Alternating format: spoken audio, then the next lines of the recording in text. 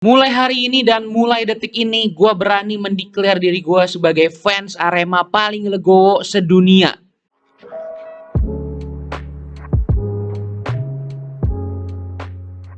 Halo teman-teman semua, selamat datang kembali di channel gue gitu ya. Buat teman-teman yang belum tahu, perkenalan diri singkat dulu. Kenalin teman-teman, nama gue Brian.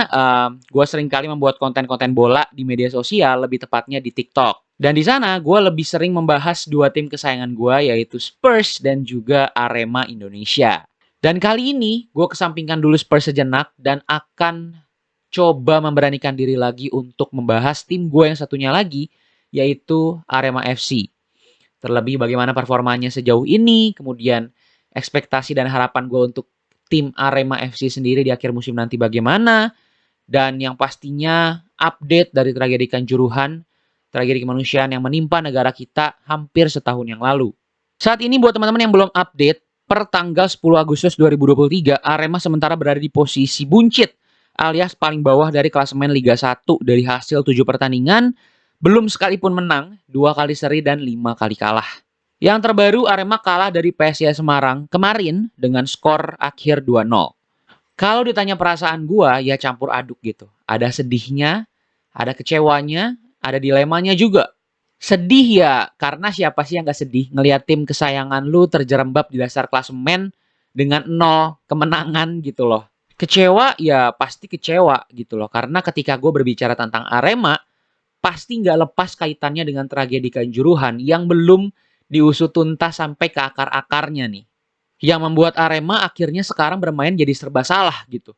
Menang salah, kalah apalagi. Udah pasti kena hujatan. Setiap tindakan yang dilakukan oleh para pemain, tim Arema sendiri pasti nggak lepas dari hujatan netizen.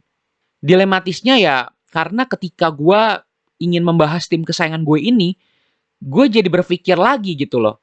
Apakah udah pantas gue membicarakan Arema ketika halayak ramai masih menantikan penyelesaian akhir dari tragedi Kanjuruhan, dan hukuman apa sih yang paling pantas dan layak diberikan untuk Arema sendiri? Kalau gue bilang di posisi kayak sekarang, siapapun pelatihnya nggak akan bisa berbuat banyak untuk Arema. Karena ini bukan salah di pelatih gitu loh. Kalau kalian nonton pertandingan-pertandingan Arema sejauh ini, teman-teman pasti bisa ngelihat gimana mata-mata para pemain yang kelihatan sangat-sangat tertekan dan gak percaya diri masuk ke lapangan.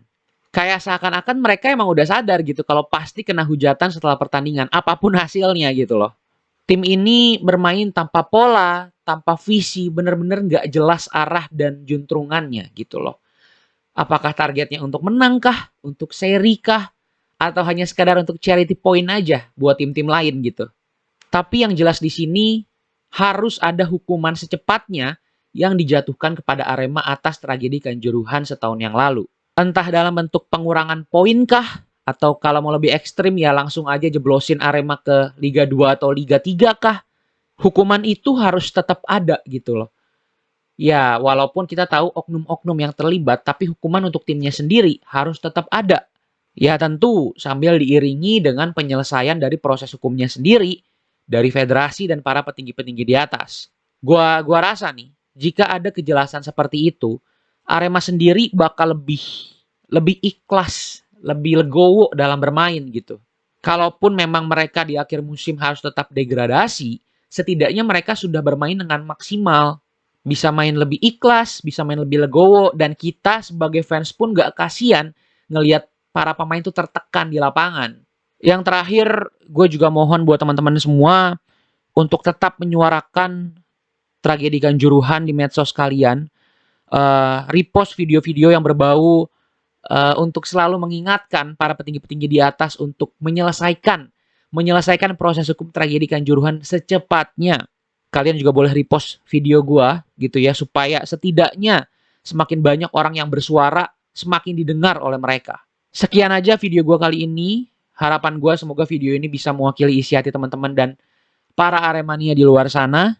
Jangan lupa like dan subscribe kalau suka sama video ini. Dan share sebanyak-banyaknya supaya makin banyak orang yang tahu, yang aware untuk terus menyuarakan penyelesaian akhir, penyelesaian hukum dari tragedi Kanjuruhan. Sampai jumpa di video berikutnya dan see you.